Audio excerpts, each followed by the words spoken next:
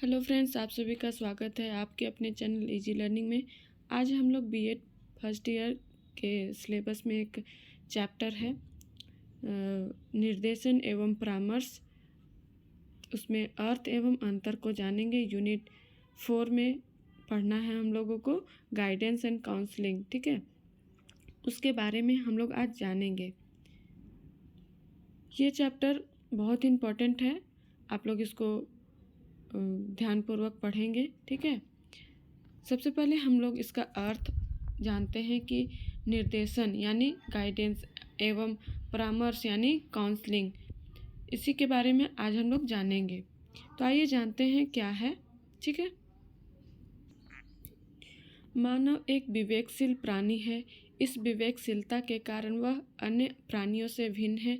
मानव अपने बुद्धि बल के आधार पर अपने व्यक्तिगत तथा सामाजिक पक्षों के विकास के प्रति सचेत रहा है तथा इस उद्देश्य की प्राप्ति के लिए वह अपने पर्यावरण के साथ सामंजस्य स्थापित करने के लिए प्रयत्नशील रहा है।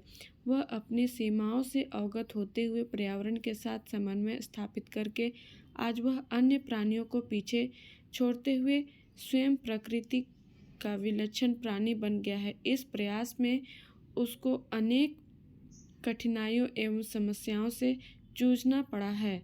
इन कठिनाइयों पर विजय पाने के लिए वह बुजुर्गों के परामर्श पर निर्भर रहा है। इससे स्पष्ट है कि निर्देशन की यह प्रवृत्ति आदिकाल से अव्यवस्थित तथा अनौपचारिक रूप से चलती रह रही है।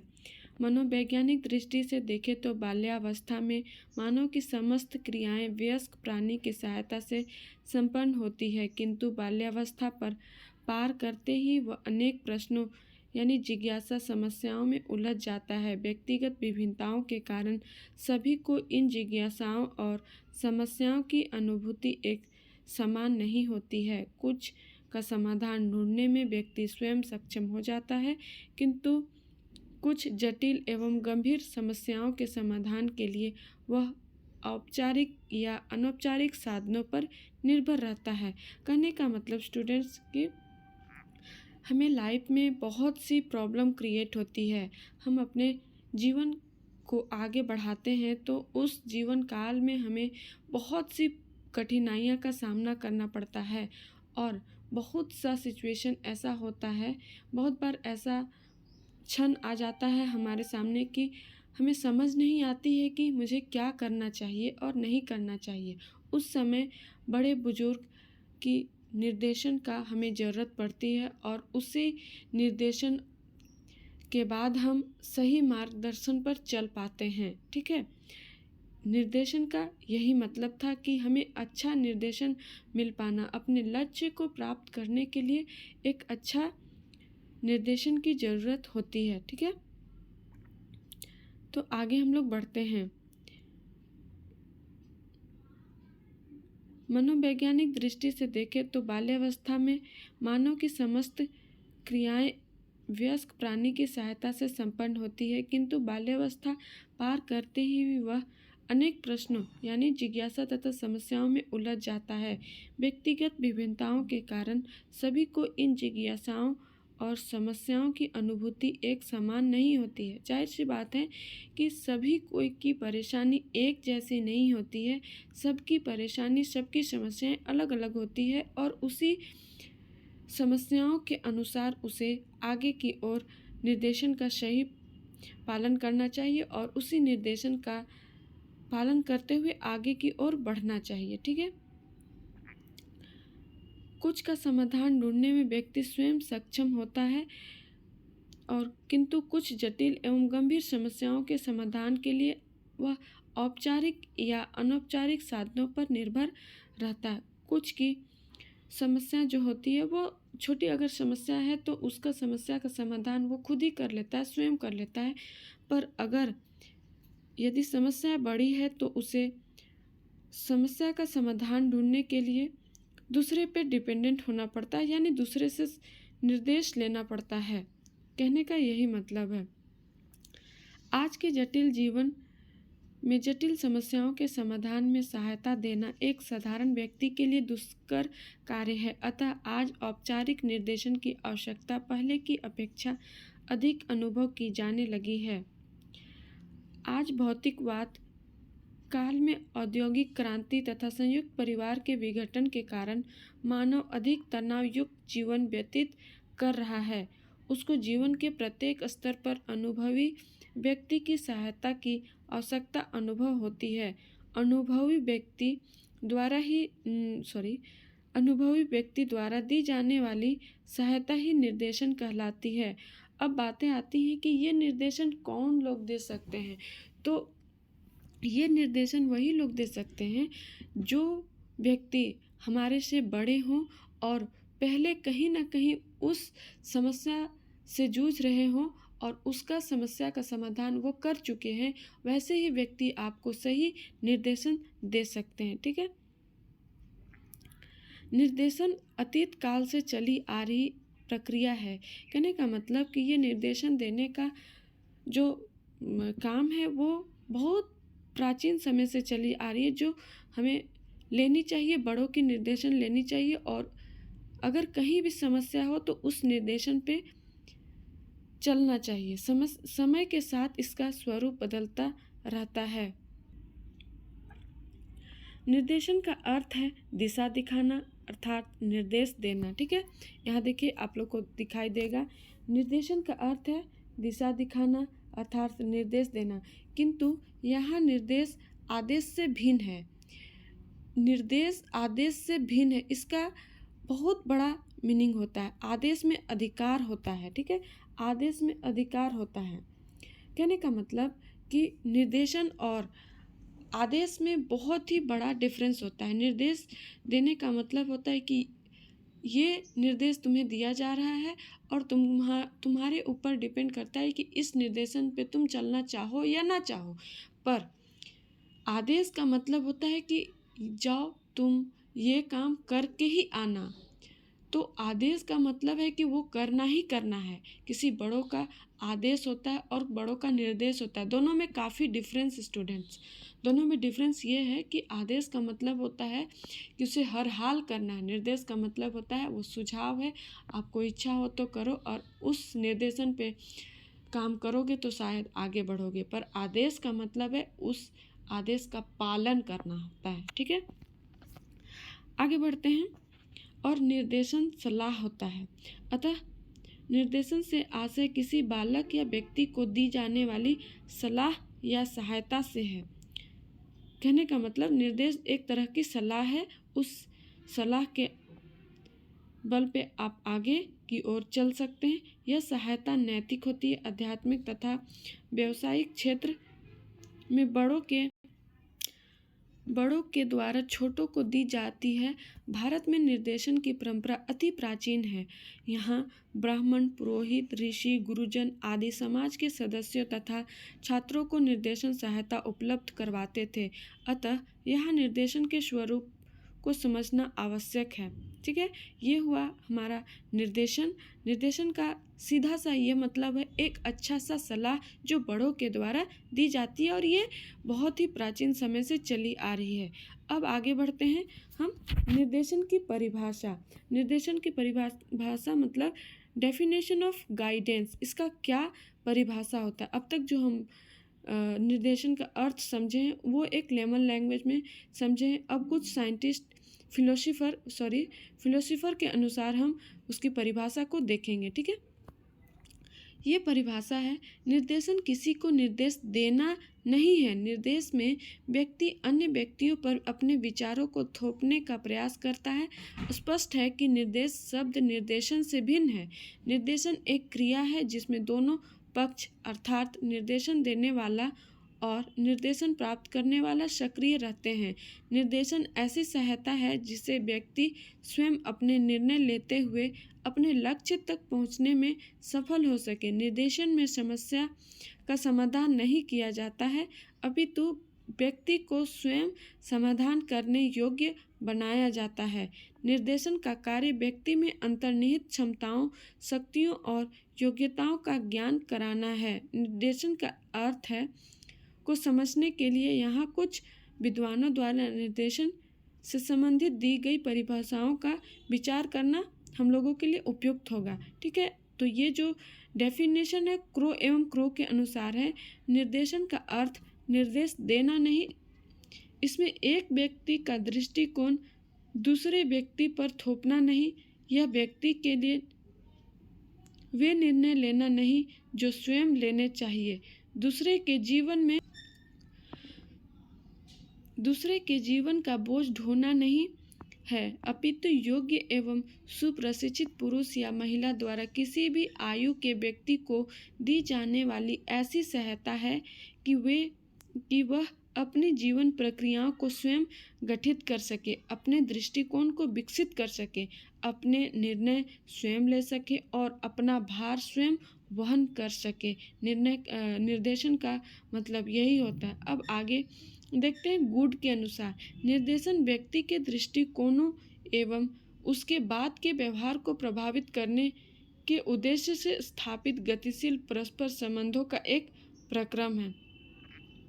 स्टूप एवं वॉलक्विस्ट के अनुसार, निर्देशन व्यक्ति के अपने लिए एवं समाज के लिए अधिकतम लाभदायक दिशा में उसकी संभावित अधिकतम क्षमता तथा विकास में सहायता प्रदान करने वाला निरंतर चलने वाला प्रक्रम है। ठीक है। जोन्स के अनुसार, निर्देशन से आशय संकेत करना, प्रदर्शन करना तथा पथ प्रदर्शन करना, इसका अर्थ सहायता देने से अधिक व्यापक है। मतलब सहायता देने से अच्छा है किसी को आप सही मार्गदर्शन का सलाह दें, वो सहायता देने से कहीं ज़्यादा लाभदायक होता है। ठीक है। शर्ले हैमरिन के अनुसार, व्यक्ति को स्वयं को पहचानने में सहायता करना ताकि वह जीवन में प्रगति कर सके, निर्देशन कहलाता है। डेविड वी टिडमैन के अनुसार, निर्देशन का लक्ष्य लोगों के उद्देश्य पूर्ण बनाने में न कि केवल उद्देश्यपूर्ण क्रिया में सहायता देना। दूसरे शब्दों में हम कह सकते हैं कि व्यक्ति को ऐसा निर्देशन दिया जाए कि वह अपने जीवन को लक्ष्य और उद्देश्य को भली भांति समझ सके और फिर उनकी प्राप्ति के लिए प्रयास करें। लिफियर, टसेल और विट्जेल के अनुसार, निर्देशन एक शैक्षिक सेवा है जो विद्यालय में प्राप्त दीक्षा का अपेक्षाकृत अधिक प्रभावशाली उपयोग करने में विद्यार्थियों की सहायतार्थ आयोजित की जाती है। रिंकल और गिलक्रिस्ट के अनुसार, निर्देशन का अर्थ ऐसी सहायता करने से है जिससे छात्र उपयुक्त तथा प्राप्त होने योग्य उद्देश्य को निर्धारण करने तथा उन्हें उपलब्ध करने हेतु अपेक्षित योग्यता को विकसित कर सकें और अभिप्रेत कर सकें। ठीक है। ये सारा डेफिनेशन डिफरेंट फिलोसोफर के अनुसार हुआ और हम आगे बढ़ते हैं। अब नेक्स्ट जो टॉपिक है वो है निर्देशन का अर्थ, मीनिंग ऑफ गाइडेंस। उपयुक्त परिभाषाओं के अध्ययन और विश्लेषण के आधार पर निर्देशन की निम्नलिखित विशेषताएं उभर कर आती है। निर्देश का उद्देश्य व्यक्ति के आधारभूत लक्ष्य, ज्ञान, कौशल तथा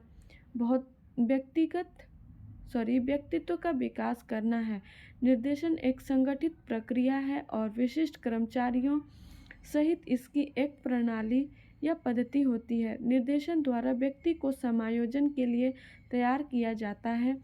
निर्देशन व्यक्ति को स्व-निर्देशन के लिए प्रेरित करती है ताकि वह अपनी शक्तियों को पहचान कर स्वयं उद्देश्य प्राप्ति का निर्णय ले सके। निर्देशन जीवन पर्यंत चलने वाली प्रक्रिया है। ये सभी लोग जानते हैं कि निर्देशन का आवश्यकता हमें जीवन भर होती है। निर्देशन की प्रक्रिया समग्र जीवन से संबंधित है। नेक्स्ट पॉइंट है, निर्देशन व्यक्ति के सर्वांगीण विकास पर बल देता है। नेक्स्ट पॉइंट है, निर्देशन समस्या का हल नहीं करता अपितु व्यक्ति को स्वयं समस्या हल करने के लिए अभिप्रेरित करता है ताकि उससे जो हम निर्देशन दे रहे हैं उसके द्वारा वो सही समस्या का समाधान कर सकें।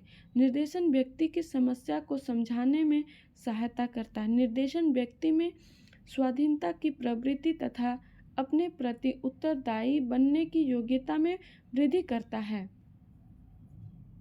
ठीक है, नेक्स्ट टॉपिक है निर्देशन की प्रकृति यानी नेचर ऑफ गाइडेंस। क्या प्रकृति है निर्देशन का, उसे हम देखेंगे।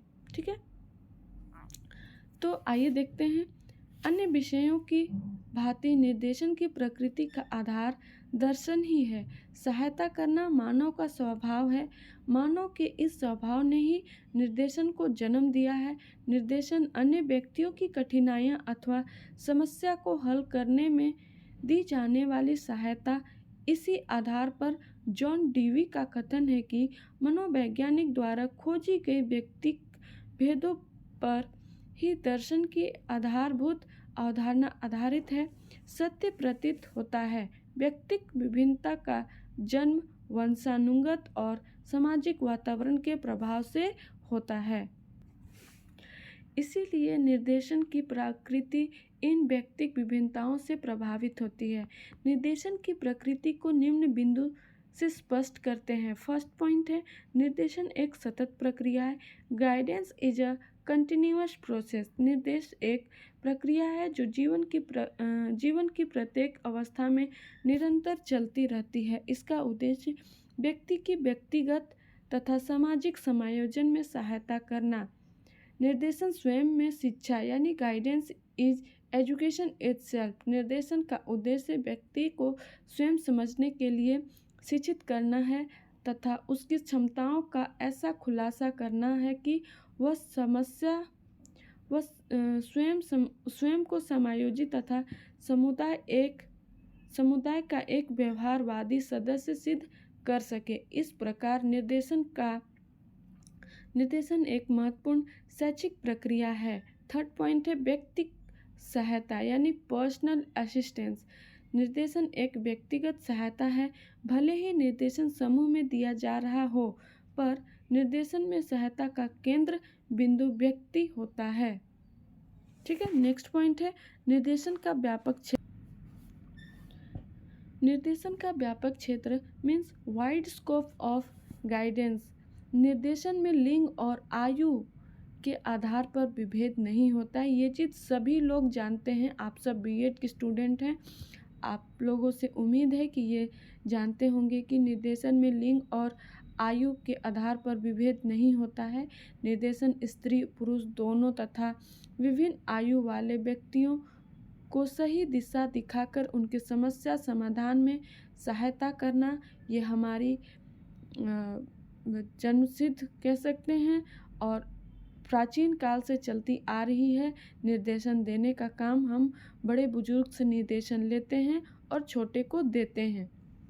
जो हमारे से अधिक जानकारी के लोग हैं उन्हीं के द्वारा निर्देशन लिया जाता है। फिफ्थ पॉइंट है आत्मनिर्देशन की योग्यता का विकास to develop ability of self guidance. निर्देशन प्रक्रिया व्यक्ति में स्वनिर्देश की शक्ति की योग्यता का विकास करके उसको निर्देशन हेतु आत्मनिर्भर बनाती है। सिक्स्थ पॉइंट है व्यक्ति केंद्रित सेवा क्लाइंट सेंटर्ड सर्विस। यानी व्यक्ति को विकास का आधार मानकर निर्देशन का केंद्र व्यक्ति विशेष होता है, इसलिए निर्देशन को व्यक्ति केंद्रित सेवा कहते हैं। सेवेंथ पॉइंट है प्रशिक्षित कार्य ट्रेंड टास्क। निर्देशन एक कौशल युक्त प्रक्रिया कहलाती है क्योंकि निर्देशन देने के लिए आवश्यक सभी तकनीकों में प्रशिक्षित व्यक्तियों की आवश्यकता होती है। निर्देशन थोपा नहीं जा सकता। ये काफ़ी इम्पोर्टेंट पॉइंट है जिसको हम लोग कह सकते हैं कि गाइडेंस इज नॉट इम्पोज्ड। किसी के ऊपर थोपा नहीं जा सकता। निर्देशन में व्यक्ति स्वतंत्र होता है कि वह उपबोधक के परामर्श को स्वीकार करे, यानी जिससे हम निर्देशन ग्रहण कर रहे हैं उसकी परामर्श को स्वीकार करें अथवा नहीं करें, ये हमारे पे डिपेंड करता है। इसमें कोई भी निर्णय थोपा नहीं जा सकता, इसमें कोई बल नहीं दिया जा सकता है कि ऐसा आपको करना ही करना है।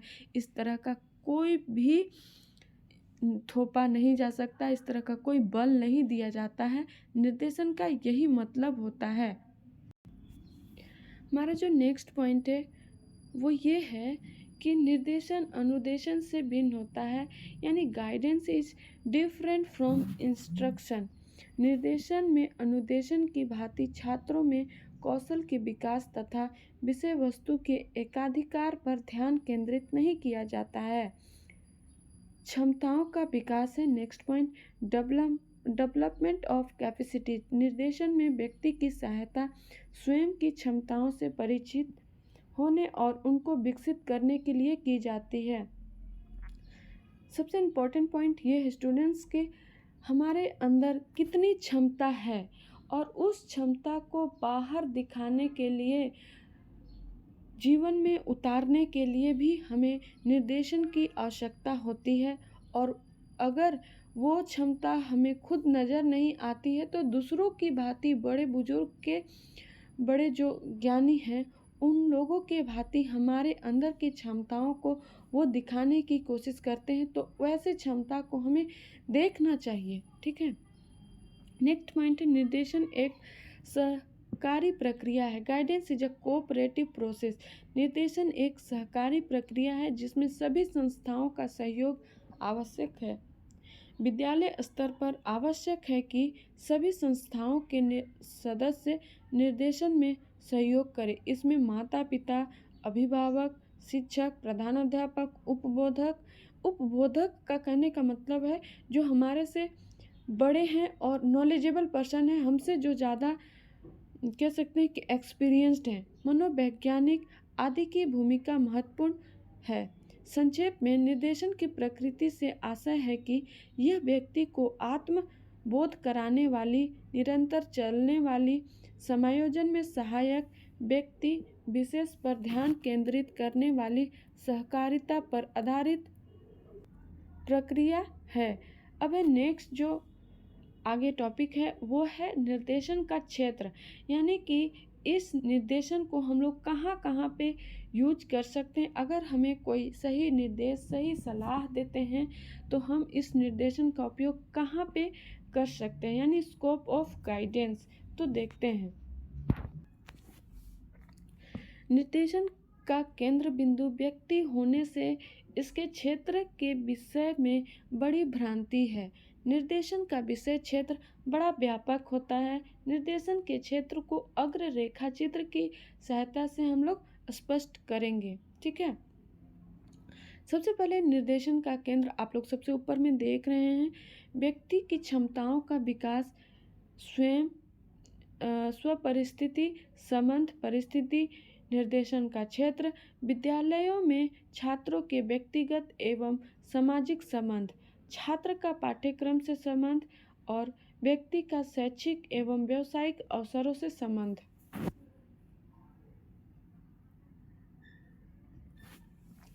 और निर्देशन अभ्यास का क्षेत्र है। इन तीनों को मिला करके निर्देशन जो होता है वो अभ्यास के क्षेत्र होते हैं।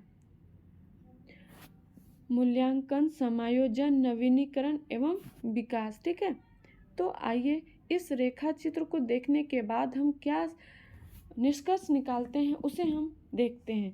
रेखा चित्र को देखने से स्पष्ट है कि निर्देशन का क्षेत्र व्यक्ति तथा उसके वातावरण के मध्य स्थापित संबंध से उत्पन्न होने वाली समस्याओं के निदान एवं समाधान के लिए दी जाने वाली सहायता से संबंधित है। वैसे तो निर्देशन का क्षेत्र अत्यधिक विस्तृत है क्योंकि इसके अंतर्गत व्यक्ति के जीवन से संबंधित विविध क्षेत्रों में उत्पन्न समस्याओं के समाधान का प्रावधान है। जैसे शिक्षा के क्षेत्र में, शिक्षा के क्षेत्र में विद्यालय का चयन, हमें शिक्षा के लिए एक अच्छे विद्यालय का चयन करना अति आवश्यक होता है। विषय का चयन, और विषय का चयन भी काफ़ी इम्पोर्टेंट होता है क्योंकि अगर हमें जो चीज़ पढ़ना है, जिस चीज़ में पढ़ने का इंटरेस्ट है, यदि उस विषय का हम चयन नहीं कर पाते हैं तो हमें कहीं ना कहीं बहुत तरह की कठिनाइयाँ होती है। छात्रों के साथ समायोजन, यानी अदर स्टूडेंट्स के साथ हमें एडजस्टमेंट करना, पाठ्य सहगामी क्रियाओं का चयन करना, व्यवसाय के संबंध में चयन, व्यवसाय में प्रगति, व्यवसाय की परिस्थितियों तथा कार्य प्रणाली का ज्ञान, व्यवसाय के अन्य सहयोगियों के साथ तालमेल, व्यक्तिगत जीवन की समस्या आदि। इन सभी में व्यक्ति को समस्याओं का सामना करना पड़ता है और निर्देशन द्वारा इसके समाधान हेतु सेवाएं प्रदान की जाती है। कहने का मतलब कि अगर हमें सही मायने में शिक्षा की ज़रूरत होती है तो शिक्षा के लिए हम जब विद्यालय जाते हैं और अच्छे विद्यालय जाते हैं तो वहाँ पे सिर्फ विद्यालय जाने से ही हमें शिक्षा की प्राप्ति नहीं हो जाती। वहाँ जाने के बाद डिफरेंट टाइप्स ऑफ चीज़ें होती हैं कि हमें किस तरह के फ्रेंड्स मिल रहे हैं, किस तरह के सब्जेक्ट मिल रहे हैं, किस तरह के इन्वायरमेंट मिल रहे हैं, ये सब काफ़ी इम्पोर्टेंट होते हैं। ठीक है, शिक्षा के लिए ये सब काफ़ी मायने रखते हैं। अब नेक्स्ट, निर्देशन के क्षेत्र में वे सभी तकनीक भी सम्मिलित हैं जिनका उपयोग व्यक्ति तथा उससे संबंधित सभी क्षेत्रों की सूचनाओं का संग्रह करने के लिए किया जाता है। इन तकनीकों में अमानकीकृत तथा मानकीकृत दो प्रकार की तकनीकी सम्मिलित हैं। अमानकीकृत में प्रश्नावली, साक्षात्कार, प्रेक्षण, व्यक्तिवृत्त अध्ययन, क्रम निर्धारण, आत्मकथा, संचयी, अभिलेख पत्र, समाजमिति आदि सम्मिलित है।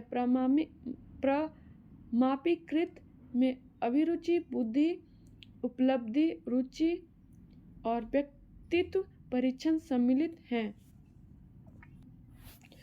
निर्देशन के क्षेत्र में परामर्श का महत्वपूर्ण स्थान है।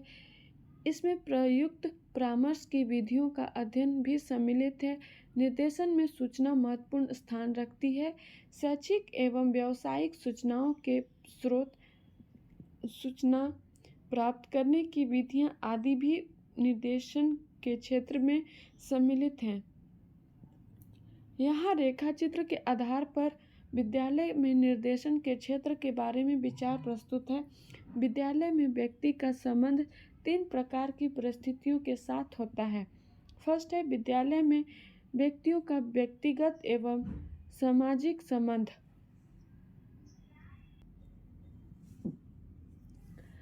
और नंबर, स्व का ज्ञान मतलब स्वयं का ज्ञान और व्यक्तिगत गुणों का परस्पर तथा व्यवहार से संबंध। सेकंड, अन्य व्यक्तियों का और उनके साथ संबंधों का ज्ञान। नेक्स्ट है, व्यक्ति का पाठ्यक्रम के साथ संबंध कैसा होना चाहिए। व्यक्ति की शैक्षिक निष्पत्ति और प्रगति होनी चाहिए। शैक्षिक एवं पाठ्य सहगामी क्रियाओं के द्वारा व्यक्तिगत विकास। नेक्स्ट है, व्यक्ति और शैक्षिक एवं व्यावसायिक अवसरों के साथ संबंध कैसा होना चाहिए। अग्रिम शैक्षिक एवं व्यावसायिक मांगों की पूर्ति की तैयारी होना। उचित शैक्षिक एवं व्यावसायिक अवसरों से लाभान्वित होना। निर्देशन प्रक्रिया के प्रमुख अंग। ठीक है, मूल्यांकन, छात्र के गुणों का वस्तुनिष्ठ एवं विश्वसनीय ज्ञान प्राप्त करने के लिए उनका निरंतर मूल्यांकन करना आवश्यक है। नेक्स्ट है, समायोजन। है तात्कालिक शैक्षिक, व्यक्तिगत और सामाजिक समस्यात्मक परिस्थितियों के साथ समायोजन हेतु छात्रों को सहायता देना। व्यक्तिगत कमियों का उपचार करना। विद्यालय में उचित समूह या कार्यक्रम के साथ व्यक्ति को संबंधित करना। जीवन की यथार्थताओं को पहचानने और उनके योग्य होने में व्यक्ति की सहायता करना। नवीनीकरण, छात्राओं को नवीन विद्यालय या व्यवसाय की दशाओं का ज्ञान कराना ताकि वह नवीन स्थान पर कुसमायोजन से ग्रसित न हो जाए। ठीक है, ये सभी सारे जो पॉइंट है वो निर्देशन प्रक्रिया के प्रमुख अंग के हैं और ये निर्देशन का क्षेत्र यानी स्कोप ऑफ गाइडेंस के ही अंदर आते हैं। ये सारे पॉइंट्स है जो बहुत इम्पोर्टेंट है, आप लोग इसे अच्छी तरह से पढ़ेंगे। ठीक है, नेक्स्ट हम देखते हैं नेक्स्ट पॉइंट है विकास। व्यक्ति की योग्यताओं को विकसित करना ताकि वह स्वयं तथा अपने परिवेश को समझकर दोनों के मध्य संतोषप्रद संबंध स्थापित कर अपना विकास कर सके। ठीक है, इसलिए भी निर्देशन की जरूरत होती है। अब है नेक्स्ट पॉइंट है निर्देशन के सिद्धांत यानी प्रिंसिपल ऑफ गाइडेंस। निर्देशन का अर्थ स्पष्ट होने के बाद निर्देशन के सिद्धांतों को समझ लेना निर्देशन कर्मचारियों के लिए अति आवश्यक है, क्योंकि इन सिद्धांतों का ज्ञान निर्देशन के क्रियात्मक या व्यवहारिक कार्य में अधिक सहायक होता है। निर्देशन कार्यक्रम का संगठन यदि इन सिद्धांतों को ध्यान में रखते हुए किया जाए तो ऐसा संगठन अधिक प्रभावशाली सिद्ध होगा। किंतु यहाँ यह स्पष्टीकरण करना उपयुक्त होगा कि निर्देशन के सिद्धांतों के बारे में विभिन्न विद्वान एक मत नहीं हैं। जोन्स ने निर्देशन का 5 सिद्धांत, क्रो ने 14 और हम्फ्रीज और टैक्सलर ने 7 सिद्धांतों का उल्लेख किया है। किंतु यहाँ ऐसे सिद्धांतों पर विचार करना उपयुक्त होगा जिनके बारे में सभी विद्वान एकमत हैं। कहने का मतलब कि सभी जो फिलोसोफर हैं वो अलग अलग सिद्धांत दिए हैं। तो सबसे फर्स्ट जो सिद्धांत है वो ये है निर्देशन समस्त छात्रों के लिए यानी गाइडेंस फॉर ऑल पीपल, यानी जो निर्देशन होते हैं वो सभी स्टूडेंट्स के लिए होते हैं। सभी नवयुवकों को निर्देशन सहायता की आवश्यकता होती है, किंतु इस संबंध में एक गलत धारणा प्रचलित है कि निर्देशन सहायता केवल उनको चाहिए जो कुसमायोजित होते हैं। विद्यालयों में समय, स्थान, कर्मचारी एवं बजट आदि की व्यवहारिक कठिनाइयों के कारण अधिकांश विद्यालय निर्देशन सेवा को उन छात्रों के लिए सीमित कर देते हैं जो बीच में अध्ययन छोड़ देते हैं। लेकिन ऐसा नहीं होना चाहिए, क्योंकि ये निर्देशन एक ऐसी चीज़ है जिसे सभी लोगों की ज़रूरत होती है। जो कक्षा में उत्पाद मचाते हैं यानी बहुत डिस्ट्रैक्शन करते हैं, या जो परामर्श प्राप्त करने की प्रार्थना करते हैं, उपयुक्त बाधाओं को ध्यान में रखते हुए समस्त छात्रों को परामर्श देने के लिए सामूहिक विधियों का प्रयोग तर्कसंगत प्रतीत होता है। वैसे भी जनतांत्रात्मक शिक्षा प्रणाली में सभी छात्रों को निर्देशन सहायता प्रदान करने का अधिकार समान रूप से प्राप्त होना चाहिए। निर्देशन जीवन पर्यंत चलने वाली प्रक्रिया है। Guidance is a life long process. जिस प्रकार निर्देशन सहायता समस्त छात्रों के लिए सुलभ होनी चाहिए, उसी प्रकार निर्देशन प्रक्रिया किसी विशेष आयु के लोगों तक सीमित नहीं की जा सकती। यह जीवन भर चलती रहनी चाहिए। युवक का निर्देशन सहायता की आवश्यकता अपने समस्त जीवन स्तरों पर अनुभव होती है। छात्र जीवन के लिए उचित परामर्श की आवश्यकता छात्र जीवन के बाद जब युवक किसी व्यवसाय में नियुक्ति पाता है तो उस व्यवसाय में उत्तम समायोजन एवं प्रगति के लिए उचित परामर्श की आवश्यकता अनुभव करता है। इसी प्रकार जब वह गृहस्थ जीवन में प्रवेश करता है तो सामाजिक समायोजन एवं वैवाहिक जीवन को सफल एवं सुखद बनाने के लिए निर्देशन सहायता चाहिए। वृद्धावस्था में जब व्यक्ति के पास समय की अधिकता होती है तो उस समय का सदुपयोग करने के लिए निर्देशन सहायता चाहिए। छात्र जीवन में किसी एक समस्या का समाधान प्राप्त हो जाने के बाद अनेक नई समस्याएं आती रहती हैं और निर्देशन की आवश्यकता निरंतर विद्यमान रहती है। कहने का मतलब कि समस्याएं हर स्टेज में आती हैं और हर समस्याओं का समाधान के लिए निर्देशन की काफ़ी ज़रूरत होती है। निर्देशन छात्र विकास के सभी क्षेत्रों से संबंधित होने चाहिए। Guidance must be the concern with all areas of a pupil growth. निर्देशन छात्र के सर्वांगीण विकास से संबंधित होता है, अतः इसको छात्र के शारीरिक, मानसिक, सामाजिक और भावात्मक वृद्धि पर ध्यान देना केंद्रित करना चाहिए। जब तक निर्देशन के संबंध में विद्वान में मिथ्या धारणा पनपती रही है कि निर्देशन केवल व्यक्ति को व्यावसायिक ज्ञान देने तक ही सीमित है, यद्यपि व्यावसायिक सूचना, योजना और नियुक्ति निर्देशन कार्यक्रम में महत्वपूर्ण सेवा के रूप में रहे हैं, भविष्य में भी रहेंगे, किंतु अन्य सेवाएं भी उतनी ही महत्वपूर्ण है। सुपर ने निर्देशन के संबंध में व्याप्त उपयुक्त संकुचित धारणा के बारे में विद्वानों को सचेत करते हुए लिखा है कि सीखने एवं विकास के मनोवैज्ञानिक ने यह तथ्य प्रकाश में लाया है कि निर्देशन युवक और जीविका में मेल स्थापित करने तक ही सीमित नहीं है और न यह व्यक्तियों की अपनी योग्यताएं एवं रुचियों के समझने में सहायता प्रदान करने की प्रक्रिया है और न व्यक्तिगत विशेषताओं को शैक्षिक एवं व्यावसायिक अवसरों में संबंधित करके निर्णय लेने की प्रक्रिया है। यह तो व्यक्तिगत विकास में निर्देशन व्यक्ति से संबंध निर्देशित करने से संबंधित है। अतः यह स्पष्ट है कि व्यक्ति की समस्याओं पर विचार करते समय निर्देशक को उसके संपूर्ण व्यक्तित्व को ध्यान में रखना चाहिए, क्योंकि व्यक्तित्व तो एक संश्लिष्ट इकाई के रूप में होता है, उसको टुकड़ों में विभक्त नहीं किया जा सकता।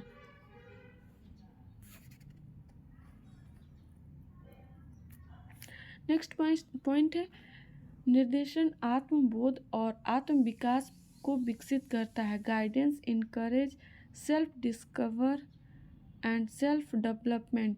उत्तम निर्देशन वह है जिसमें व्यक्ति के आत्मबोध, आत्मनिर्देशन और स्व विकास का लक्ष्य रखा जाता है। अतः निर्देशक को छात्र को अपना व्यवहार समझने और सुविधा अनुसार परिवर्तन लाने में सहायता प्रदान करनी चाहिए। परामर्शदाता को अपने निर्णय छात्र पर थोपने नहीं चाहिए, बल्कि छात्र को स्वयं को समझने और आत्मनिर्देशित होने के लिए परामर्शदाता द्वारा प्रोत्साहित करना चाहिए, ताकि वह स्वयं निर्णय ले सके और निर्णय के अनुसार अपना कार्य प्रारंभ कर सके। निर्देशन छात्र, अभिभावक, अध्यापक, प्रशासक और परामर्शदाता का सहकारी कार्य होना चाहिए। Guidance must be a cooperative enterprises involving pupil, parent, teacher, administration and counselor। निर्देशन किसी विशिष्ट कर्मचारी का ही कार्य नहीं समझना चाहिए, बल्कि यह तो छात्र, अभिभावक, अध्यापक, प्रशासक और परामर्शदाता का सामूहिक कार्य होता है। यह ठीक है कि निर्देशन सेवाओं के कुशल संचालन एवं व्यावसायिक नेतृत्व के लिए परामर्शदाता पर निर्भर रहना पड़ता है, किंतु वह छात्रों की समस्याओं पर विचार करने से अभिभावक, अध्यापक एवं प्रधानाध्यापक को मुक्त नहीं करता। 6 पॉइंट है, निर्देशन को संपूर्ण शैक्षिक प्रक्रिया का एक अंग समझना चाहिए। Guidance must be considered as a major part of the total education process. Traxler ने ठीक ही लिखा है कि निर्देशन स्वयं में पूर्ण प्रक्रिया है। जिस प्रकार व्यक्ति का जीवन एक इकाई के रूप में होता है, उसी प्रकार निर्देशन का संपूर्ण कार्य एक इकाई के समान है। कोई भी विद्यालय निर्देशन के कुछ चुने हुए अंगों को ही अपने यहाँ प्रारंभ नहीं कर सकता है, क्योंकि जैसे व्यक्ति के व्यक्तित्व के टुकड़े नहीं किए जा सकते हैं, वैसे ही निर्देशन के टुकड़े करना भी संभव नहीं है। अतः निर्देशन को केवल शिक्षण कार्य से ही नहीं जोड़ना चाहिए, बल्कि इसका संबंध तो विद्यालय की पाठ्य सहगामी क्रियाओं यानी अनुशासन, उपस्थिति और मूल्यांकन, समीक्षा आदि सभी पक्षों से स्थापित करना चाहिए।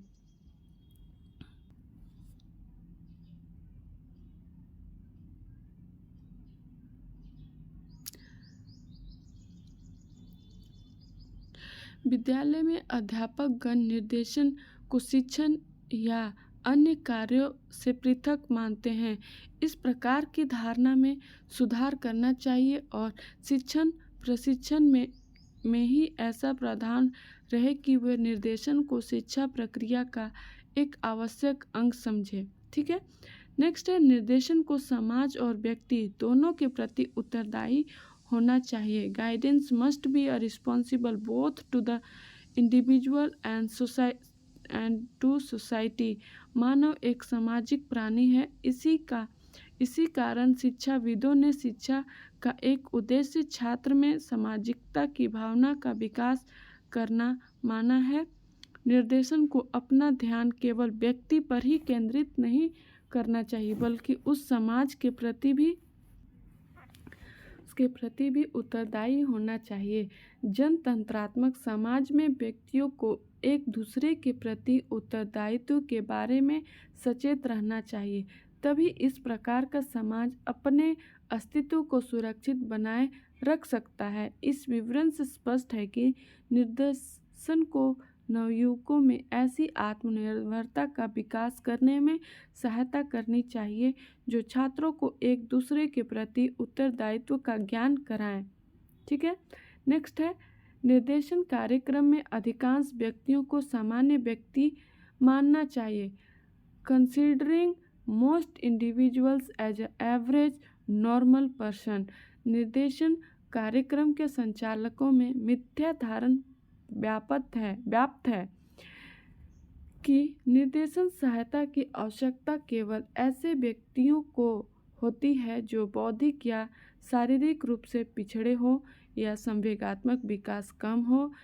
यह ठीक है कि ऐसे छात्र को निर्देशन की विशिष्ट सुविधाएं प्रदान की जाए, किंतु सामान्य छात्र निर्देशन सहायता प्रदान करने से वंचित नहीं करने चाहिए। उन पर यह प्रभाव नहीं पड़ना चाहिए कि निर्देशन केवल समस्यात्मक बालकों के लिए है।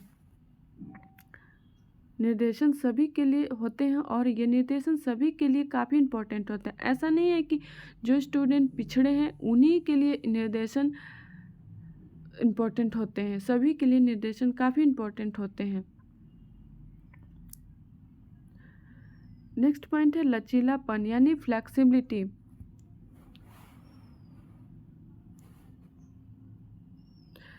व्यक्ति की समस्याओं में परिवर्तन आयु और परिवेश में परिवर्तन के अनुसार होना स्वाभाविक है। अतः निर्देशन में आवश्यकता अनुसार परिवर्तन के लिए लचीलापन होना चाहिए। निर्देश कार्यक्रम रूढ़ि पर आधारित नहीं होना चाहिए। नेक्स्ट पॉइंट है वस्तुनिष्ठा यानी ऑब्जेक्टिविटी। निर्देशन पक्षपात रहित होना चाहिए। व्यक्ति और उसकी समस्या से संबंधित आंकड़े वस्तुनिष्ठ तरीके से एकत्र करने चाहिए। नेक्स्ट पॉइंट है निर्देशन का महत्व, इम्पोर्टेंस ऑफ गाइडेंस। निर्देशन का मानव जीवन में महत्वपूर्ण स्थान है। उसको जीवन पर्यंत निर्देशन की आवश्यकता पड़ती है। निर्देशन की प्रक्रिया उसके जीवन की समस्याओं के समाधान के लिए उसको सक्षम बनाकर व्यक्ति के जीवन को सुगम व सरल बनाने में सहायता करती है। प्राचीन काल में भी निर्देशन की परंपरा का प्रचलन था, लेकिन उसका रूप भिन्न था। उस समय आदेशात्मक निर्देशन का प्रचलन था, जिसमें परिवार को मुखिया, धर्मगुरु, जाति का मुखिया बिना व्यक्ति की क्षमताओं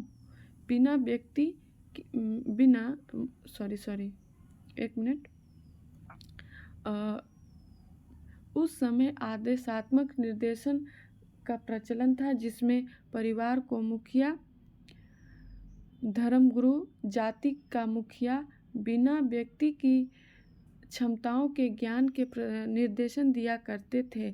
जो निर्देशन की अपेक्षा निर्देश हुआ करता था। उस समय जीवन सदा और सरल था, लेकिन वर्तमान समय में जीवन इतना जटिल हो गया है कि व्यक्ति के सामने अनेक समस्याएं प्रतिफल मुंह फाड़े दिखाई पड़ती है। इसीलिए व्यक्ति के लिए आज निर्देशन का महत्व अधिक बढ़ गया है। निम्नलिखित बिंदु को निर्देशन के महत्व को स्पष्ट करते हैं।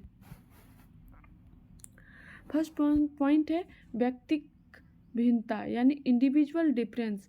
मनोवैज्ञानिक ज्ञान की वृद्धि में आज व्यक्तिक विभिन्नताओं के प्रति विद्वानों को सचेत किया है। विश्व में कोई दो व्यक्ति मानो शारीरिक गुणों में समान नहीं होते हैं। इस भिन्नता के परिणाम स्वरूप व्यक्ति को पृथक पृथक क्षेत्र में विविध प्रकार की समस्याओं का सामना करता है। इन व्यक्तिक विभिन्नताओं के कारण निर्देश का महत्व बढ़ गया है। नेक्स्ट पॉइंट है परिवर्तित शिक्षा प्रणाली यानी चेंजिंग एजुकेशनल पैटर्न। स्वाधीन भारत में नए समाज के निर्माण के लिए शिक्षा प्रणाली में परिवर्तन लाने के उद्देश्य से मुदालियर आयोग और कोठारी आयोग का गठन किया है। ये मुदालियर आयोग और कोठारी आयोग बहुत ही इम्पोर्टेंट है, आप लोग जान रहे होंगे। इन आयोगों के सुझाव पर शिक्षा में व्यावसायिक पक्ष के विकास पर अधिक बल दिया गया है। इसके लिए 10+2+3 शिक्षा प्रणाली प्रारंभ की गई और पाठ्यक्रम में व्यापक परिवर्तन किए गए हैं। इन परिवर्तनों में निर्देशन के महत्व में अभिवृद्धि की है। अपव्यय और अवरोधन, वेस्टेज एंड स्टैग्नेशन। हमारे देश के शिक्षा जगत से संबंधित बड़ी समस्या अपव्यय और अवरोधन की है, जिसके कारण अनिवार्य शिक्षा का लक्ष्य पूर्ण नहीं हो पा रहा है। अपव्यय और अवरोधन के कारणों का पता लगाकर निर्देशन द्वारा इस समस्या को हल किया जा सकता है। व्यवसायों में विविधता यानी वेरिड प्रोफेशन। आज के वैज्ञानिक और औद्योगिक युग में व्यवसाय की विविधता के साथ ही किसी विशिष्ट कार्य में योग्यता की मांग में भी वृद्धि हो रही है। ऐसी स्थिति में व्यक्ति व्यवसाय चयन तथा उसमें प्रवेश के लिए आवश्यक प्रशिक्षण की समस्या का सामना करता है। ऐसी परिस्थिति में निर्देशन की उपादेयता का पता चलता है। समाज की जटिल प्रकृति, कॉम्प्लेक्स नेचर ऑफ सोसाइटी। पूर्व में समाज सरल प्रकृति का होता था, लेकिन वर्तमान औद्योगिकीकरण ने परिवार और समाज को इतना जटिल बना दिया है कि परिवार बिखर रहे हैं और सामाजिक बंधन शिथिल होते जा रहे हैं। इस प्रकार के जटिल समाज में व्यक्ति समायोजन संबंधी अनेक समस्याओं से जूझ रहा है। इन समस्याओं के समाधान में निर्देशन की सहायता का महत्व लोगों को अनुभव हो रहा है। शिक्षा का व्यावसायीकरण यानी वोकेशनलाइजेशन ऑफ एजुकेशन। भारत में शिक्षा और रोजगार में समन्वय के अभाव में ऐसी शिक्षा का प्रसार अधिक हुआ है जो छात्रों के मानसिक और सामाजिक विकास में तो सहायक है, लेकिन जीविकोपार्जन में सहायक नहीं है। वर्तमान में शिक्षा को रोजगार परक बनाने के अधिक प्रयास हो रहे हैं, ताकि व्यक्ति रोजगार चयन करने के बाद उसके लिए समुचित प्रशिक्षण प्राप्त कर सके। इस अवसर पर व्यक्ति को निर्देशन के महत्व का ज्ञान होता है, क्योंकि निर्देशन की इस अवसर पर उसकी सहायता कर सकता है। अवसाद का बढ़ता प्रभाव, इंक्रीजिंग इम्पैक्ट ऑफ डिप्रेशन। आजकल छात्रों में अवसाद यानी डिप्रेशन इतना बढ़ रहा है कि अनेक छात्र आत्महत्या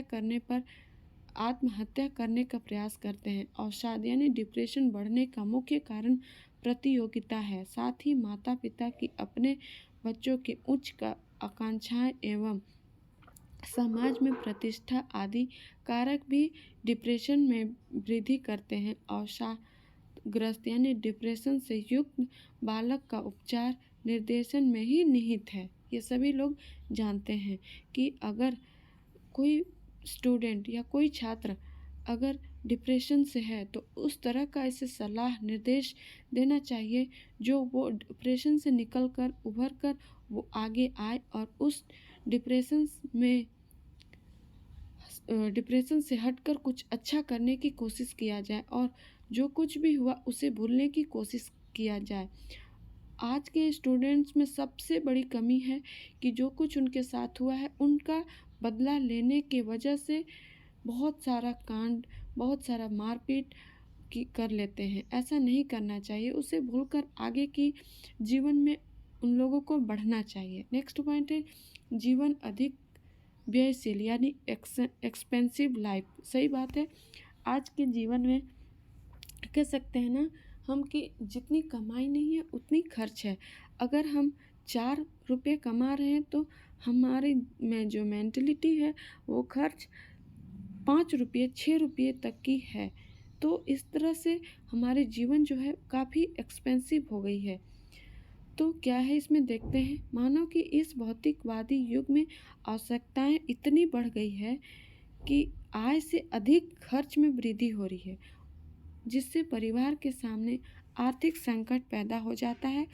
सामाजिक प्रतिष्ठा की झूठी सान में व्यक्ति ऋणों तले दबने लगते हैं। सही बात है, ऐसे लोगों को निर्देश द्वारा जीवन जीने की कला में प्रशिक्षित किया जा सकता है। नेक्स्ट पॉइंट है अवकाश का उपयोग, यूज ऑफ लेजर टाइम। यानी आज के व्यस्त जीवन में अवकाश के समय का महत्वपूर्ण स्थान है, पर व्यस्ततम समय में व्यक्ति अवकाश के क्षणों का भरपूर आनंद उठाना चाहता है। अवकाश के समय का सदुपयोग करने का उचित परामर्श निर्देशन में ही निहित है। व्यक्तिगत आवश्यकताएं यानी इंडिविजुअल नीड्स। निर्देश व्यक्ति की आवश्यकताओं की पूर्ति करने में सहायता करता है। व्यक्ति को उसकी क्षमताओं का ज्ञान कराकर उनके विकास में निर्देशन सहायक होता है। उसमें आत्मविश्वास पैदा कर उसको उचित जीविका का चयन करने और उसमें निरंतर प्रगति करने का साहस पैदा करता है। व्यक्ति के पारिवारिक जीवन को सुखमय बनाने में निर्देशन का सहयोग महत्वपूर्ण है। व्यक्ति के पारिवारिक जीवन को सुखमय बनाने में निर्देशन का सहयोग महत्वपूर्ण है। नेक्स्ट पॉइंट है सामाजिक मूल्यों में परिवर्तन, चेंजिंग सोशल वैल्यू। समाज में हो रहे परिवर्तन से समाज में प्राचीन मूल्यों के स्थान पर नए मूल्यों की स्थापना हो रही है। ऐसी परिस्थिति में युवकों का जीवन द्वंद्वमय हो रहा है। ऐसी परिस्थिति में उचित मूल्यों को जीवन में धारण करने में नवयुवकों की सहायता करने में निर्देशन की उपादेयता स्पष्ट है। भावात्मक समस्या यानी इमोशनल प्रॉब्लम। व्यक्ति जीवन के विभिन्न क्षेत्रों में उत्पन्न होने वाली कठिनाइयों के कारण विविध भावात्मक समस्याओं से ग्रसित रहते हैं। इसी प्रकार पारिवारिक वातावरण अनेक बच्चों को भावात्मक समायोजन की समस्या से विचलित करता है। ऐसी परिस्थिति में निर्देशन ही उनमें भावात्मक स्थिरता पैदा करने में सहायक होता है। उपयुक्त विवेचन से स्पष्ट है कि व्यक्ति, परिवार, समाज और व्यावसायिक दृष्टि से निर्देशन का सभी क्षेत्रों में महत्वपूर्ण स्थान है। निर्देशन की आवश्यकता यानी नीड ऑफ गाइडेंस।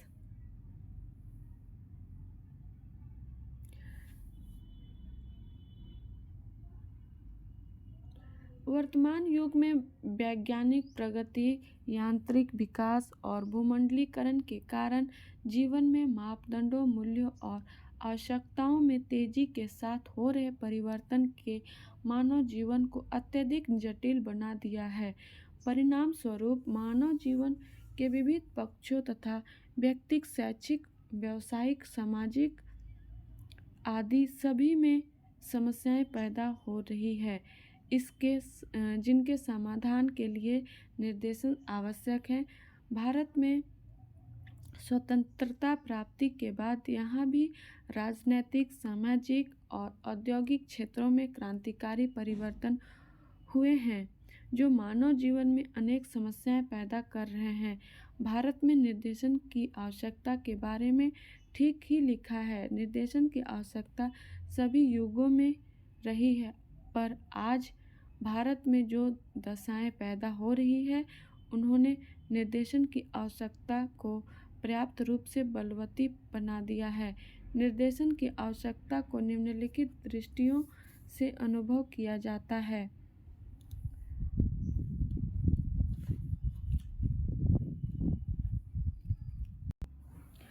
सामाजिक दृष्टिकोण से निर्देशन की आवश्यकता। Necessity of guidance from the stand point of society. समाज की सुरक्षा और प्रगति के लिए आवश्यक है कि प्रत्येक व्यक्ति ऐसे स्थान पर रखा जाए जहां से वह समाज के कल्याण तथा प्रगति में अधिकतम योगदान कर सके, अर्थात प्रत्येक व्यक्ति को इस प्रकार प्रशिक्षित किया जाए कि वह एक योग्य एवं क्रियाशील नागरिक बन सके। आज का समाज अनेक नवीन परिस्थितियों से होकर गुजर रहा है। संयुक्त परिवार प्रणाली विघटित होती जा रही है। विभिन्न देशों की संस्कृति के साथ संपर्क बढ़ रहा है। नवीन उद्योगों की स्थापना हो रही है। इस बदलते हुए सामाजिक परिवेश में व्यक्ति के विकास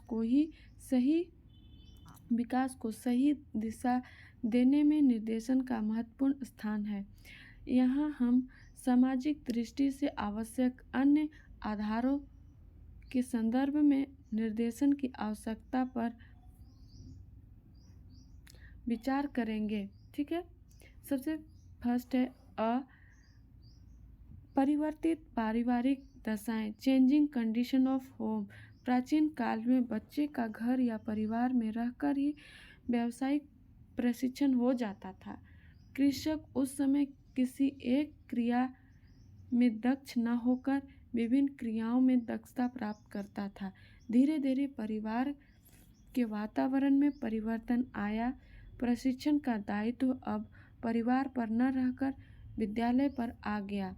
प्रशिक्षण का दायित्व विद्यालय पर आ जाने से विभिन्न प्रकार के वातावरण में पले विविध छात्रों के प्रशिक्षण देना विद्यालयों को कठिन हो गया है, क्योंकि विद्यालय समस्त छात्रों की पारिवारिक स्थिति, उनकी क्षमताओं, योग्यताएं आदि से अनभिज्ञ थे।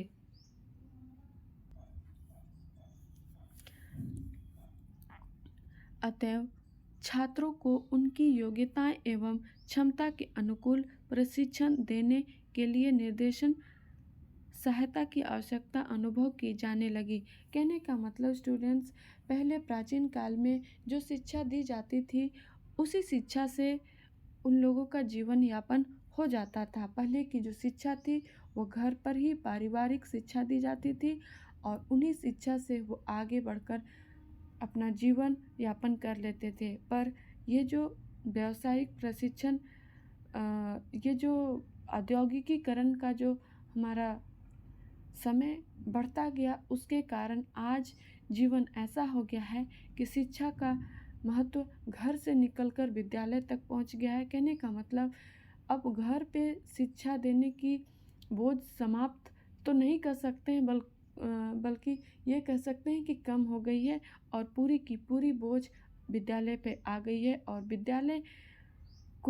विद्यालय के परिवेश में रहकर बच्चे शिक्षा को ग्रहण कर रहे हैं और उस शिक्षा को ग्रहण करने के लिए कहीं ना कहीं टीचर्स पे डिपेंड है और टीचर उन लोगों की शिक्षा को बढ़ावा देने के लिए ये तय करते हैं कि उन लोगों को किस तरह की शिक्षा देनी चाहिए ताकि उस शिक्षा से बच्चे का जीवन सुखमय हो, बच्चे अपने जीवन में सार्थक हो, बच्चे अपना जीवन को सफल बना सके। कहने का मतलब जीवन में बहुत तरह की कठिनाइयाँ होती है और उस जीवन की कठिनाइयाँ को दूर करने के लिए हमारे जीवन में कैसी शिक्षा देना चाहिए जिससे कि जीवन सफल हो, बच्चे सुखमय प्राप्त हो सके, बच्चे सफल प्राप्त कर सके। और ऐसा शिक्षा हमें विद्यालय में आजकल कहीं ना कहीं मिल रही है और विद्यालय को बढ़ावा दे रहे हैं, और इसीलिए बच्चे को विद्यालय का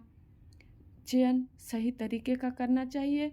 और जहाँ तक बात करें व्यावसायिक प्रशिक्षण, आज जो शिक्षा का महत्व है वो कहीं ना कहीं इस हद तक बढ़ गया है कि आज व्यवसाय के रूप में भी ढल गया है। आज व्यावसायिक शिक्षा इसलिए भी ज़रूरी हो गई है क्योंकि शिक्षा का स्तर काफ़ी ऊंचा हो गया है। ठीक है, नेक्स्ट है उद्योग एवं श्रम की परिवर्तित दशाएं, changing condition of labour and industry. पहले लोग अपने परंपरागत व्यवसायों को अपना लेते थे। उदाहरणार्थ एक लोहार का कार्य उसके बच्चे भी स्वतः ही अपना लेते थे, किंतु अब परिस्थितियां बदल गई है। व्यवसायों की संख्या तथा विविधता दिनों दिन बढ़ती जा रही है। व्यवसायों में विशिष्टीकरण विशेष रूप से हो रहा है। विभिन्न व्यवसायों में कार्य प्रणाली विभिन्न प्रकार की आवश्यकता होती है। इन प्रणालियों को सीखना तथा उनका प्रशिक्षण आवश्यक है, किंतु प्रत्येक व्यक्ति प्रत्येक प्रणाली के अनुसार कार्य नहीं कर सकता। अतः उपयुक्त प्रणाली का उपयुक्त व्यक्ति के लिए चयन निर्देशन द्वारा ही संभव है।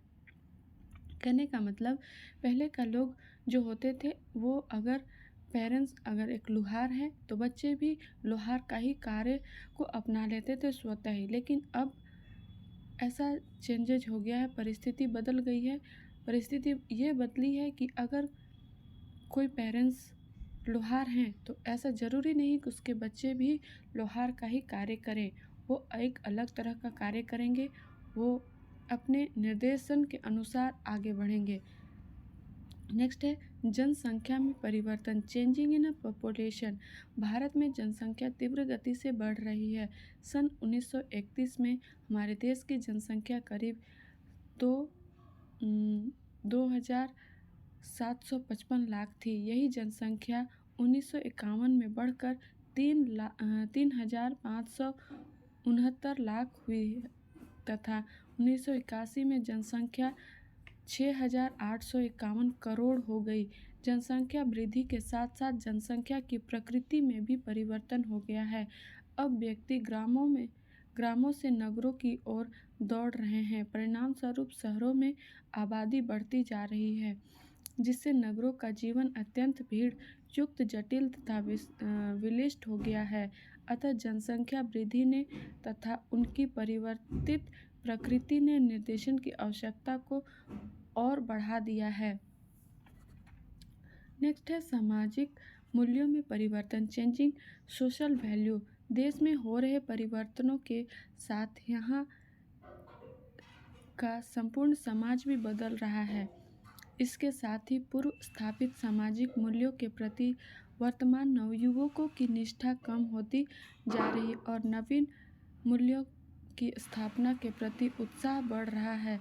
प्राचीन मूल्यों में आध्यात्मिक शांति पर विशेष बल दिया जाता था, किंतु आज भौतिकवाद बढ़ रहा है और शारीरिक सुख व आराम प्राप्त करना ही युवकों का लक्ष्य है। भारत में जाति प्रथा के प्रति व्याप्त संकुचित धारणा में परिवर्तन आता जा रहा है और अंतर जातीय विवाह में लोगों की रुचि बढ़ती जा रही है। इन समस्त परिवर्तित परिस्थितियों में मनुष्य अपने किंकृत विमूढ़ सा पाता है।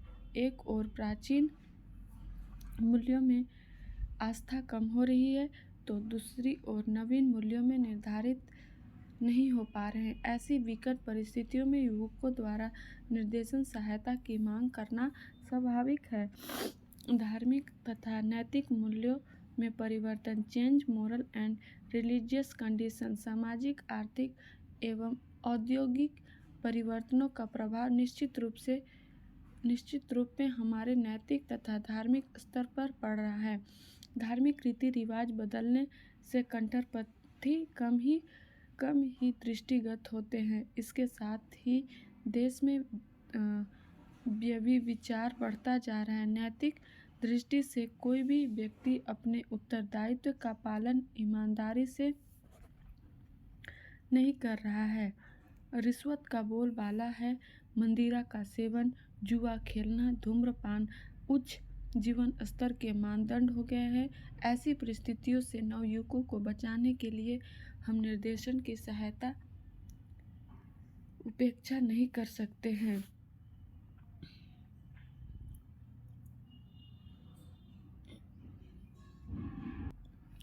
रचित नियोजन की आवश्यकता। The importance of right placement.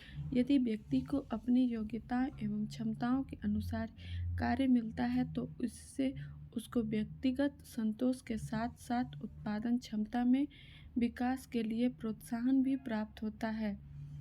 इस कार्य में निर्देशक अधिक सहायक सिद्ध हो सकता है।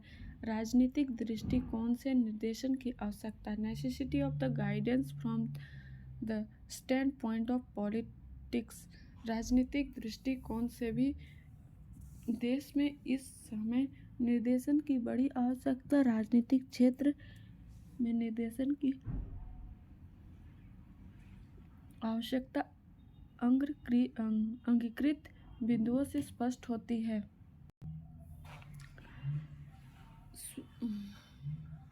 स्वदेश रक्षा।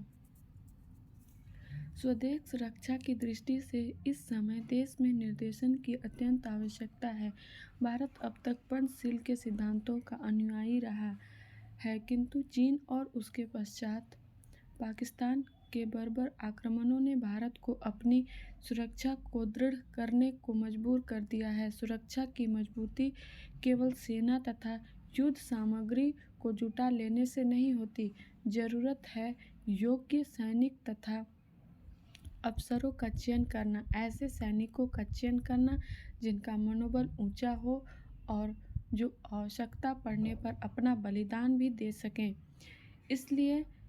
इसके लिए उपयुक्त चयन विधि का विकास करना जरूरी है। उचित व्यक्तियों की तलाश करना जरूरी है। इन सबको केवल निर्देशन ही कर सकता है।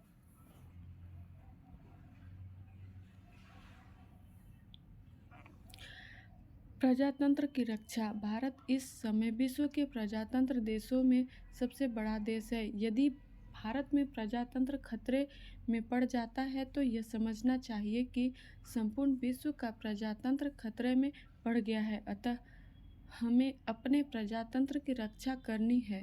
इसके लिए हमें अपने अधिकारों एवं कर्तव्यों का ज्ञान प्राप्त करना अत्यंत है। हमें अपनी बुद्धि तथा विवेक से उचित प्रतिनिधियों का चयन करने की आवश्यकता है। अपने कर्तव्य एवं अधिकारों का ज्ञान, उचित प्रतिनिधियों का चयन, देश के प्रति हमारे दायित्व आदि की दृष्टि से भी निर्देशन की आवश्यकता बढ़ जाती है। धर्मनिरपेक्षता। भारत एक धर्मनिरपेक्ष देश है। यहाँ सभी धर्मों को समान रूप से मान्यता प्राप्त है। ऐसे धर्म निरपेक्ष राष्ट्र में अन्य धर्मावलंबियों के प्रति आचरण निश्चित करने में निर्देशन सहायक है। शैक्षिक दृष्टि से निर्देशन की आवश्यकता। Necessity of guidance from the stand point of education. शिक्षा सबके लिए और सब शिक्षा के लिए है। इस विचार के अनुसार प्रत्येक बालक को शिक्षा प्रदान की जानी चाहिए। शिक्षा किसी विशिष्ट समूह के लिए नहीं। भारत सरकार ने भी संविधान में यह प्रावधान रखा है कि शिक्षा के सभी के लिए अनिवार्य हो, किंतु अनिवार्य शिक्षा से तात्पर्य है कि प्रत्येक बालक को उसकी योग्यता एवं बुद्धि के आधार पर शिक्षित किया जाए। यह कार्य निर्देशन द्वारा ही संभव है। शैक्षिक दृष्टि से निर्देशन की आवश्यकता निम्न आधारों पर अनुभव की जाती है।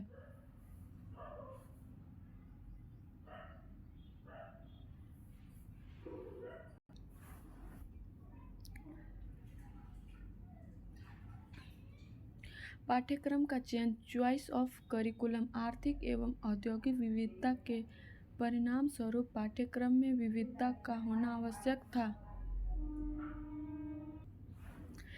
इसी आधार पर मुदालियर आयोग ने अपने प्रतिवेदन में विविध पाठ्यक्रम को अपनाने की संस्तुति की। इस संस्तुति को स्वीकार करते हुए विद्यालयों में कृषि विज्ञान, तकनीकी, वाणिज्य, मानवीय, गृह विज्ञान, ललित कलाओं में आदि के पाठ्यक्रम प्रारंभ किए। इसने छात्रों के समक्ष उपयुक्त पाठ्यक्रम के चयन की समस्या खड़ी कर दी। इस कार्य में निर्देशन अधिक सहायक हो सकता है। अपव्यय व अवरोधन यानी वेस्टेज ऑफ स्टैग्नेशन।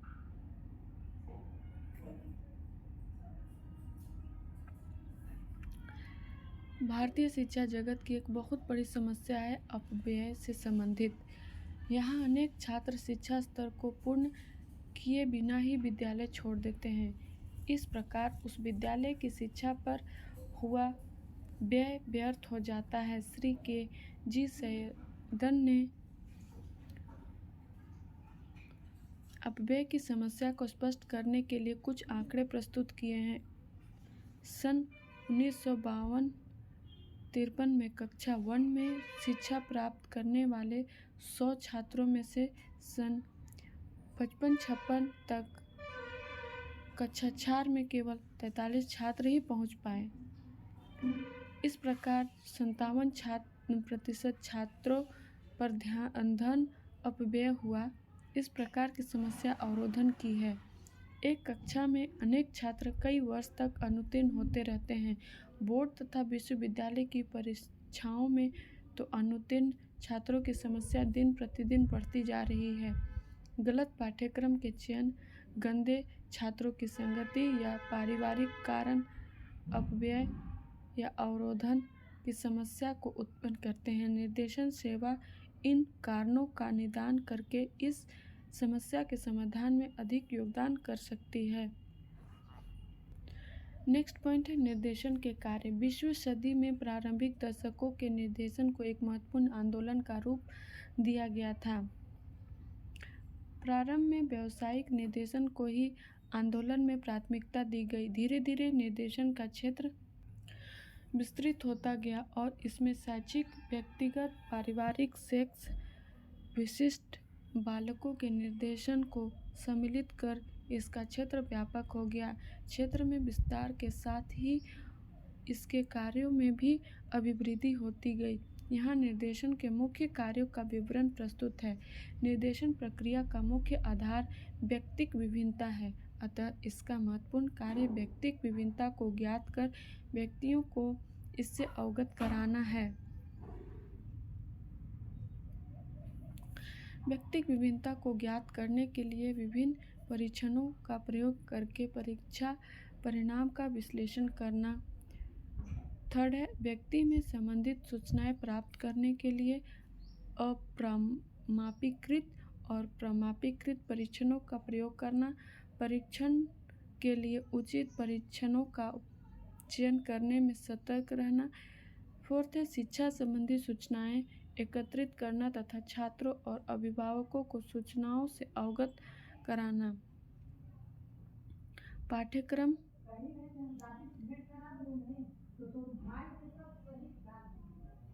के बारे में पूर्ण जानकारी रखना ताकि उसके बारे में छात्रों को अवगत कराया जा सके। पाठ्यक्रम और उससे जुड़े हुए व्यावसायिक अवसरों की छात्रों की जानकारी देना।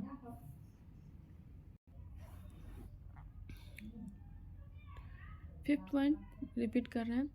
पाठ्यक्रम के बारे में पूर्ण जानकारी रखना ताकि उसके बारे में छात्रों को अवगत कराया जा सके। पाठ्यक्रम और उससे जुड़े हुए व्यावसायिक अवसरों की छात्रों को जानकारी देना। विद्यालय के वातावरण और विद्यालय में होने वाली प्रक्रियाओं से छात्रों का परिचित कराना। विद्यालय में आयोजित शिक्षण अभिभावकों मीटिंग में निर्देशन सेवा प्रदान करना। व्यवसाय के चयन में आवश्यक शैक्षिक योग्यता, पूर्व प्रशिक्षण तथा चयन की विधि का छात्रों को ज्ञान कराना। व्यवसाय में पदस्थान के बाद अनुगामी अध्ययन करके समायोजन संबंधी समस्याओं के समाधान और आगे प्रगति में सहायता प्रदान करना। पारिवारिक कलह विद्यालय तथा व्यवसाय में कुसमायोजन के कारण पैदा अवसाद की स्थिति में निर्देशन सहायता द्वारा व्यक्ति को अवसाद से मुक्त कराता है, यानी डिप्रेशन। अवसाद का मतलब है डिप्रेशन। विशिष्ट बालक सामान्य कक्षा शिक्षण में जिस समस्या से ग्रसित रहते हैं उसके समाधान में सहायता देना। विभिन्न समस्याओं से जूझते ऐसे व्यक्तियों का अनुगामी अध्ययन कराना जिनको निर्देशन सहायता उपलब्ध करवाई गई है। पाठ्यक्रम निर्माण में सहायता करना। शिक्षकों तथा अभिभावकों को निर्देशन तथा उसकी क्रियाविधि का ज्ञान कराना, परामर्श प्रदान करने की सुगम व्यवस्था कराना। निर्देशन के क्षेत्र में शोध कार्य को प्रोत्साहन देना। निर्देशन के कार्यों का वर्णन जेरान तथा रिक्शियो ने अपनी पुस्तक में लिखी है, ऑर्गेनाइजेशन एंड एडमिन में किया गया है। ठीक है।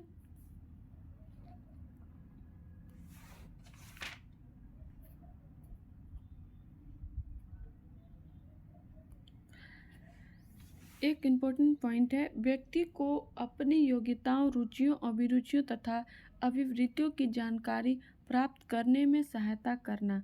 व्यक्ति की सहायता इस उद्देश्य से करना कि वह अपनी मानसिक प्रवृत्तियों को समझे, स्वीकार करे और उन्हें काम में लाए। ठीक है, ये आपका निर्देशन का कार्य हुआ। ये सारे इम्पोर्टेंट पॉइंट है स्टूडेंट्स। हम ये सभी पॉइंट्स आप लोगों को बहुत अच्छी तरह से रीड आउट कर दिए हैं, और इन सारे पॉइंट्स को अगर आप लोगों का है तो आप लोग पॉइंट वाइज केवल पॉइंट को लिखें और पॉइंट को याद करें, और उसके बाद जो डिस्क्रिप्टिव पॉइंट है उसे 1-2 बार पढ़ें और उसको एग्ज़ाम में लिख सकते हैं। पढ़ाने का, ये वीडियो बनाने का एक ही उद्देश्य है कि पॉइंट सारा आप इन हैंड कर लें और उन्हीं पॉइंट का पूरा अच्छी तरह से आप इसे बार बार देख करके पढ़ लें और सिर्फ पॉइंट को याद रखें और उस पॉइंट को एग्ज़ाम में आप डिस्कस कर सकें। तो आई होप कि वीडियो पसंद आया होगा। पसंद आया तो लाइक कीजिए और कमेंट कर दीजिएगा, और नए आए हैं तो चैनल को सब्सक्राइब कर दीजिएगा। So thank you and most welcome.